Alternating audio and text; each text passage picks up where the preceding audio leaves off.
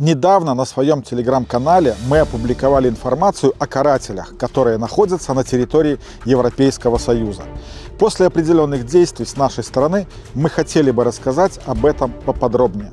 Более 3 лет прошло с момента выборов 2020 года и последовавшей за ними волны жестокости, насилия и нарушений прав белорусов сотрудниками так называемого правоохранительного блока.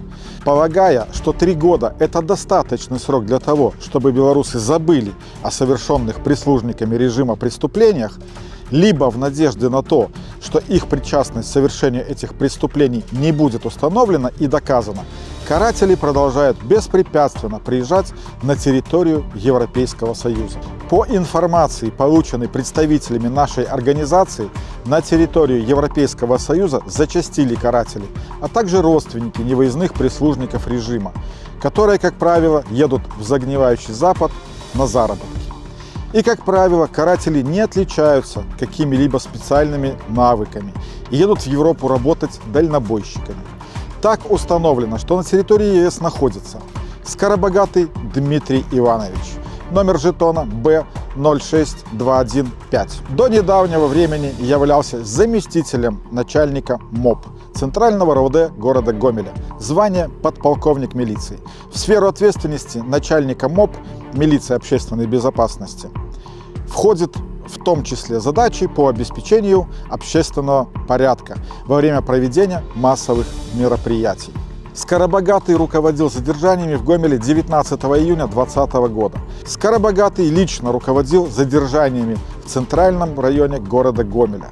Те, кто попал в руки Скоробогатому, отмечают его садистские наклонности. В настоящее время работает в Польше водителем большегруза. 2 раза получал выговор. Первый раз за нарушение служебной дисциплины, выразившейся в ненадлежащем исполнении служебных обязанностей, передаче другим лицам имени и пароля доступа к автоматизированной системе паспорт, а также невыполнение требования по ведению журнала учета удаленного доступа к базе данных. Второй раз за нарушение пункта 49 инструкции, выразившейся в необеспечении контроля за соблюдением подчиненными сотрудниками регистрационно-учетной дисциплины при рассмотрении заявлений и сообщений о преступлениях, повлекших систематическое нарушение ими вышеуказанной инструкции, а также многочисленные нарушения ПДД. Еще замечен в ЕС Покуц Олег Сергеевич, номер жетона B46745. До недавнего прошлого начальник отдела по наркоконтролю и противодействию торговле людьми ОВД Центрального района города Гомеля, звание майор милиции. Участвовал в жестоком подавлении мирных акций протеста 29 августа в городе Гомеле. В настоящее время проходит обучение, код 95, для дальнейшего трудоустройства в ЕС водителем большегруза. Покуц также попал в поле зрения управления собственной безопасности, но куда больше, чем наш предыдущий герой.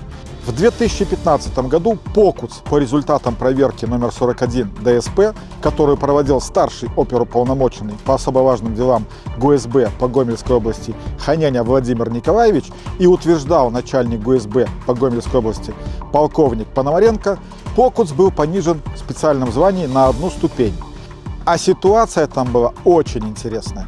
Покуц пытался завладеть квартирой Сычева Ю.Е., предоставив сведения, ставшие ему известные в ходе служебной деятельности, третьему лицу, нарушив ПДД и склонив сотрудника БДПС к внесению ложных сведений в постановлении о наложении административного взыскания. Проверку проводил Гомельский городской отдел Следственного комитета, и 29.10.15 было вынесено постановление об отказе в возбуждении уголовного дела по пункту 2 части 1 статьи 29 УПК Республики Беларусь. И приказом УВД Гомельского облсполкома от 28.10.15 номер 178 Покуц был понижен в специальном звании, хотя должен был присесть на пару лет. Также нами установлено, что на территории ЕС в настоящее время находятся и иные лица, участвовавшие в подавлении мирных акций протеста, либо лица, являющиеся соучастниками в насильственном удержании власти режимом Лукашенко неконституционным путем. Горосевич Дмитрий Валентинович, номер жетона B05193. На период августа 2020 года являлся начальником отдела наркоконтроля и противодействия торговли людьми ОВД Октябрьского района города Гродно. Звание майор милиции. У Грасевича богатое прошлое. Начинал с милиционера-водителя Гродненского отдела департамента охраны. Потом был командиром группы ОМОНа полка ОВД Гродненского облсполкома. После был оперуполномоченным уголовного розыска Октябрьского РОВД. Потом был откомандирован во второй отдел 9-го управления ГУБОП МВД. В конце 2014 года в отношении Грасевича и его коллег было возбуждено уголовное дело номер 14 12 51 90 352. Фабула звучит так.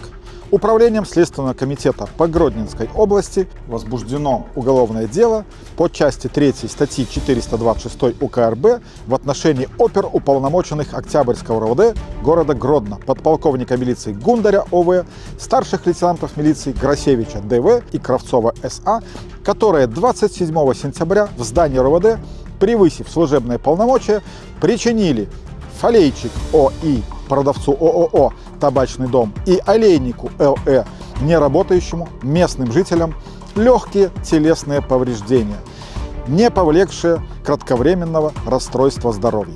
В середине 2015 года дело было прекращено за отсутствием в деянии состава преступления. Хотя и без этого факта Грасевич более 7 раз привлекался к дисциплинарной ответственности за различного рода проступки. В 2020 году, помня свое прошлое в ОМОН, Грасевич, одевая защитное обмундирование, избивал людей, доставленных в РОВД. Есть случаи, когда некоторые лица, причастные к репрессиям, выезжают целыми семьями. Семья Корнева Александра Константиновича.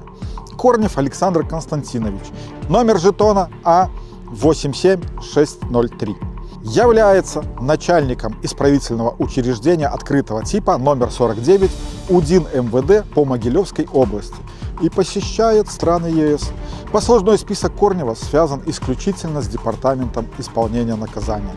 Но, как и все вышеупомянутые, Корнев попадал в поле зрения управления собственной безопасности. Так, приказом по ИК номер 17, номер 71 от 12.09.2007 года получил выговор за слабую осведомленность на обслуживаемом объекте.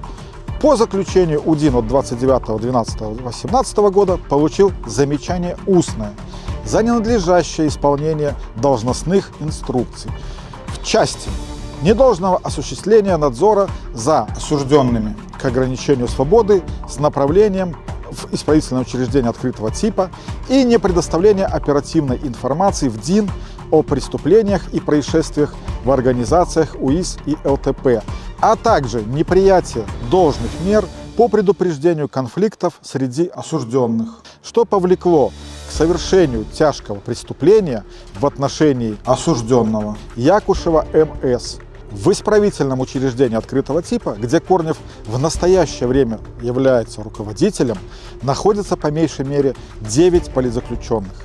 И в веренном Корневу учреждении проходили так называемые облавы на политических заключенных.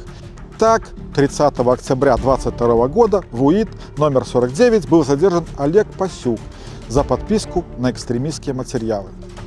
А вот жена Александра Корнева также регулярно посещает страны ЕС. Корнева Ольга Владимировна. Также на польской фирме устроены и другие бывшие сотрудники так называемых правоохранительных органов. Навменов Иван Петрович, бывший начальник ИВС УВД Гомельского облсполкома, на пенсии с 2017 года. Почему важно осуществлять сбор информации о таких лицах?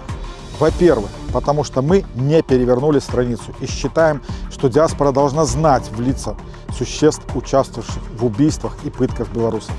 Во-вторых, такие лица могут быть использованы режимом для проведения разведывательных мероприятий и провокаций, а также для сбора информации о белорусах, вынужденно покинувших родину. Если вам известна информация о таких лицах, сообщите ее нам для обработки, проверки и последующего направления заинтересованным ведомствам, работодателям и профильным профсоюзам. Карателям не место в Евросоюзе, их место на скамье подсудимых. Живе Беларусь!